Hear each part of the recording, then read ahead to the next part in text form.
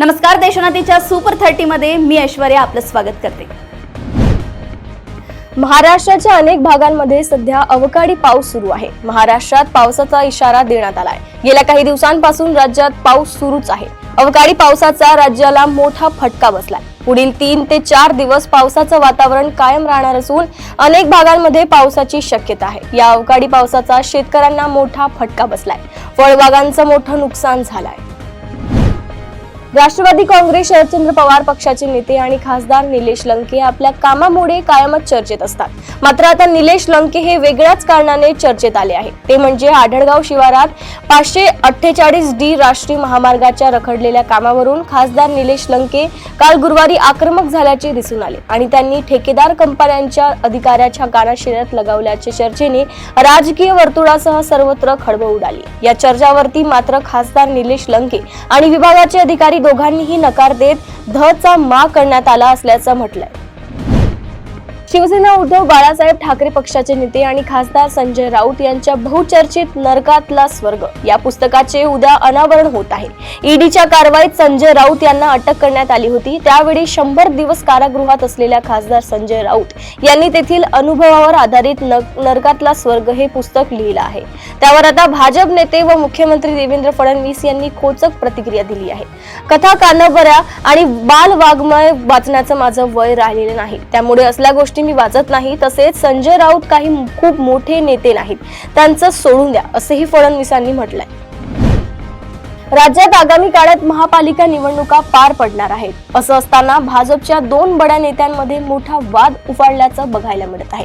यामध्ये एका बाजूला भाजपच्या खासदार मेधा कुलकर्णी या आहेत, तर दुसऱ्या बाजूला शेखर चरेगावकर आहेत। शेखर चरेगावकर हे महाराष्ट्र राज्य सहकार परिषदेचे माजी अध्यक्ष होते। मेधा कुलकर्णी यांनी शेखर चरेगावकर यांच्यावर गंभीर आरोप केले आहेत। शेखर चरेगावकर यांच्या सोबतच्या वादातून त्यांचे बंधू तथा भाजपचे पदाधिकारी शार्दूल चरेगावकर यांनी आपापल्या धमकीचा फोन केल्याचा दावा देखील मेधा कुलकर्णी यांनी केलाय।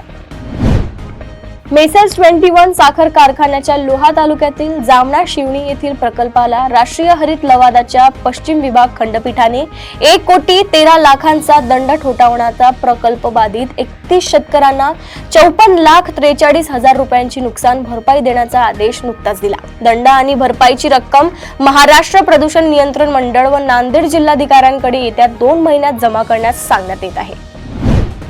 घरगुती वादातून पत्नीच्या डोक्यात कुऱ्हाड घालून निर्घृण खून करून स्वतः पती पोलीस ठाण्यात हजर झाला। सांगलीतील शिंदेमाळामधील कुरणे गल्लीत गुरुवारी सकाळी ही घटना घडली असून अनिता सीताराम काटकर असे मृत महिलेचे नाव आहे। या हल्ल्यात तिचा जागीच मृत्यू झालाय। या घटनेनंतर पती स्वतः पोलीस स्टेशनमध्ये हजर झाला आहे। भूखंडाच्या क्षेत्र दुरुस्तीशी संबंधित सुनावणीत 5 सचिकांवर तक्रारदाराच्या बाजूने आदेश देण्यासाठी 3 लाखांची लाच मागितल्या प्रकरणी अपर तहसीलदार व 2 खासगी व्यक्तींवर गुन्हा दाखल करण्यात आलाय। या प्रकरणी 50 वर्षीय तक्रारदाराने छत्रपती संभाजीनगरच्या लाचलुचपत प्रतिबंधक विभागाकडे तक्रार नोंदवली होती, अशी माहिती सापळा अधिकारी वाल्मिक कोरे यांनी दिली। मोशी येथील ग्रँड हॉटेलच्या समोर ज्ञानेश्वर बर्गे नावाच्या व्यक्तीची कोयत्याने सपासप वार करून हत्या करण्यात आली। ही हत्या आर्थिक वादातून झाल्याची माहिती पोलिसांनी दिली आहे। अशोक म्हाडसकर कडे हत्या झालेल्या ज्ञानेश्वरच्या मानलेल्या दाजीचे पैसे होते। ते पैसे घेण्यासाठी ज्ञानेश्वर हा तगादा लावत होता।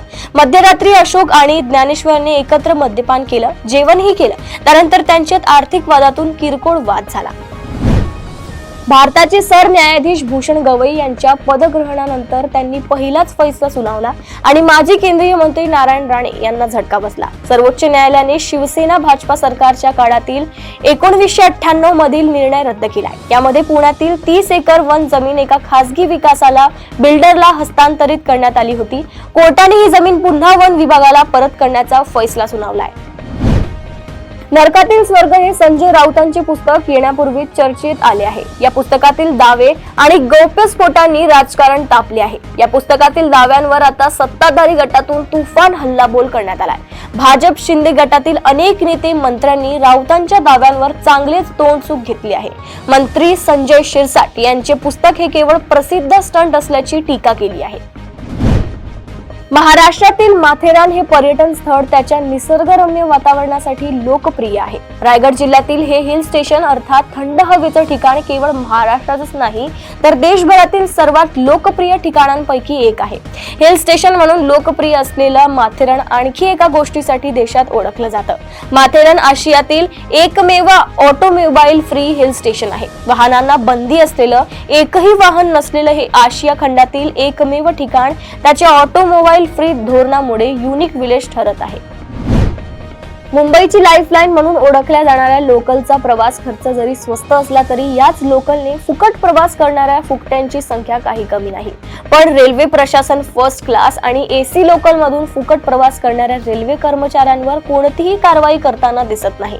या उलट रेल्वेची टीसी आणि कर्मचाऱ्यांची मुजोरी दिवसेंदिवस वाढतच आहे. आम्हाला कुणी जाब विचारायचं नाही, आम्ही काहीही करू अशाच मगरुरीत वावरताना दिसतात.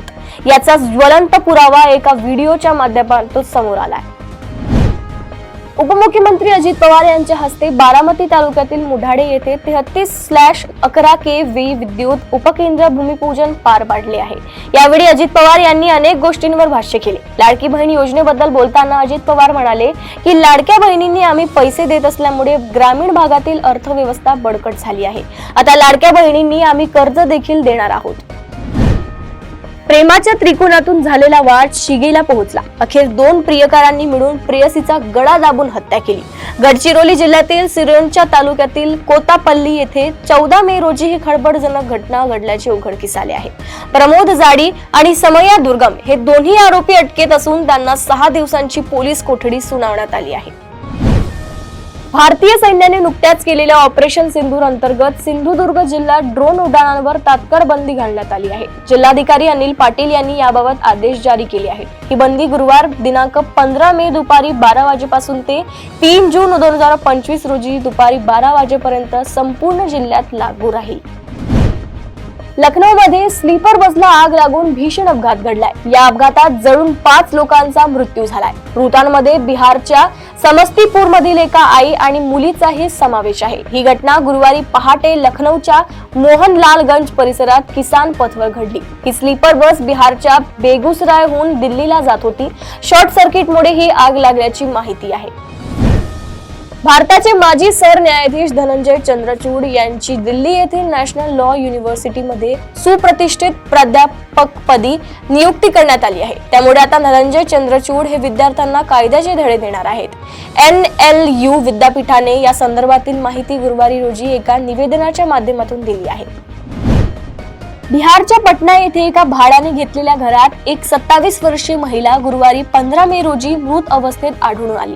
हत्येनंतर पुरावे लपवण्यासाठी या महिलेचा मृतदेह LPG गॅस वापरून जाळण्याचा प्रयत्न आरोपीकडून करण्यात आला. या घटनेतील आरोपी CCTV कॅमेऱ्यात कैद झाला असून तसेच पोलिसांनी महिलेची ओळख पटवली असून हत्येमागील कारण आणि आरोपीचा शोध घेण्यासाठी पोलिसांकडून तपास केला जातोय. एका व्यक्तीच्या छातीतून 3 किलोचा ट्यूमर बाहेर काढून रुग्णाला नवजीवन देण्यात डॉक्टरांना यश आलंय. या गाठीमुळे केवळ रुग्णाच्या फुफ्फुसांवर आणि हृदयावरच दाब येत नव्हता तर त्याला श्वासोच्छ्वास घेण्याचाही त्रास होत होता. सुरुवातीला दम्याचा त्रास आहे असं समजून 47 वर्षीय रुग्णाने दुर्लक्ष केलं, परंतु ज्यावेळी त्याचा खोकला आणि छातीतील वेदना अचानक वाढली तेव्हा तो काळजीत पडला. एकापेक्षा अधिक लग्न करणारा मुस्लिम पुरुष आपल्या सर्व पत्नींना समान वागणूक देत असेल तर इस्लामी कायद्यानुसार त्याला बहुपत्नीत्वाची परवानगी आहे, असा महत्त्वपूर्ण निकाल अलाहाबाद उच्च न्यायालयाने गुरुवारी दिला. फुरकान नामक एका मुस्लिम व्यक्तीने मुरादाबाद न्यायालयाने त्याच्या विरोधात दिलेल्या निकालास उच्च न्यायालयात आव्हान दिले होते.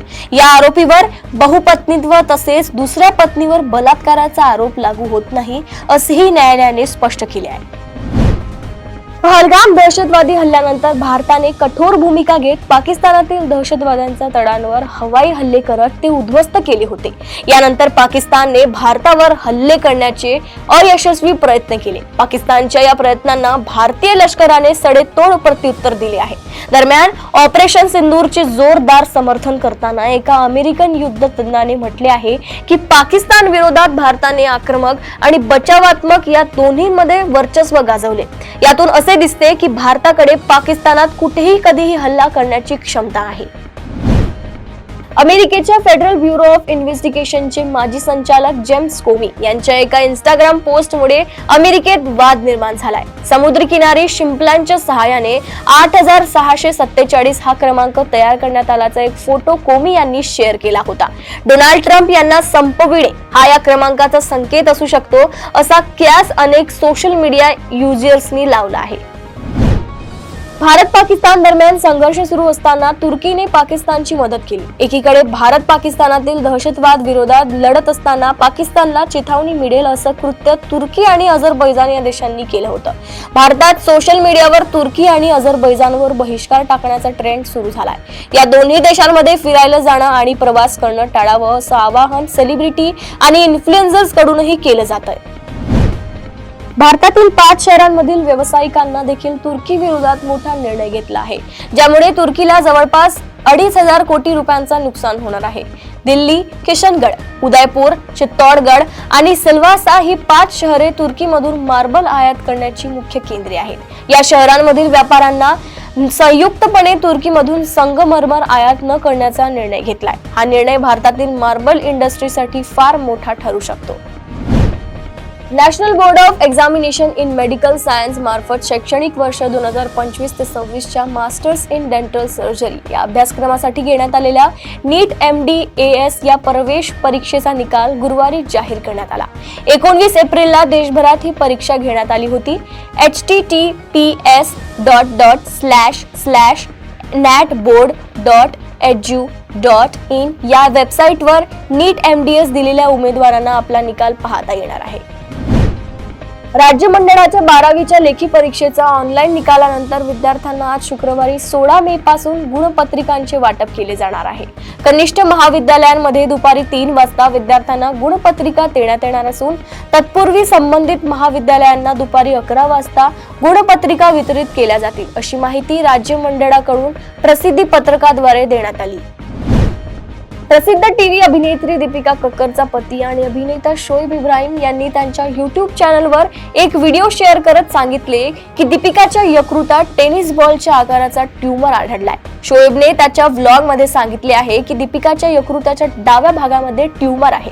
ही गाठ आकाराने बरीच मोठी आहे. तपासणी केल्यानंतर डॉक्टरांनी सांगितले की दीपिकाच्या यकृताच्या डाव्या भागात टेनिस बॉल सारखा ट्यूमर आहे. भारतात लोकप्रिय असणाऱ्या असंख्य पाकिस्तानी कलाकारांचे सोशल मीडिया अकाउंटवर भारतात बंदी आणण्यात आली. शिवाय YouTube वरून पाकिस्तानी कंटेंट आपल्या देशात बॅन करण्यात आलाय. या दरम्यान पाकिस्तानात लोकप्रिय असणाऱ्या भारतीय कलाकारांचेही पाकिस्तानी फॉलोअर्स घटले आहेत. अभिनेत्री ऐश्वर्या शर्मालाही अशा प्रकारे अनफॉलो करण्याची धमकी आल्याचा दावा तिने इंस्टाग्रामवर शेअर केलेल्या पोस्टमध्ये केला आहे. त्यावर तिने दिलेले उत्तर फारच मजेशीर आहे. देशातील आघाडीची IT कंपनी इन्फोसिस लिमिटेड बद्दल तुम्ही ऐकले असेलच. NR नारायण मूर्तीसह 7 मित्रांनी एकत्र येऊन इन्फोसिसचा पाया घातला आणि देशातील माहिती आणि तंत्रज्ञान क्षेत्रात क्रांती घडवून आणली. इन्फोसिसच्या 7 मित्रांबद्दल अनेकांनी ऐकले असेल, पण 7 मैत्रिणींबद्दल ऐकले आहे का, ज्यांनी 66 वर्षाआधी घरातूनच बिझनेस सुरू केला, ज्याने जगभर पाय पसरवले आणि अनेक महिलांना रोजगाराच्या संधी उपलब्ध करून दिल्या. चेन्नई सुपर किंग्स संघाचा कर्णधार MS धोनीच्या भविष्याबद्दल अनेक तर्कवितर्क काढले जात आहेत. IPL 2025 मधील त्याची कामगिरी पाहून अनेकांनी काही अंदाज देखील व्यक्त केले. यामध्ये जाता सनरायझर्स हैदराबाद संघाचे माजी प्रशिक्षक टॉम मूडी यांनी धोनीच्या खेळाबद्दल अत्यंत मोठे विधान केले. त्यांनी अगदी स्पष्ट म्हणाले की धोनीमध्ये आता अगोदर सारखा जोश नक्कीच दिसत नाही. त्यांनी धोनीच्या क्रिकेटमधील भविष्यावरही प्रश्नचिन्ह उपस्थित केला. अशाच सुपर 30 बातम्या जाणून घेण्यासाठी बघत रहा देशोन्नती. नमस्कार.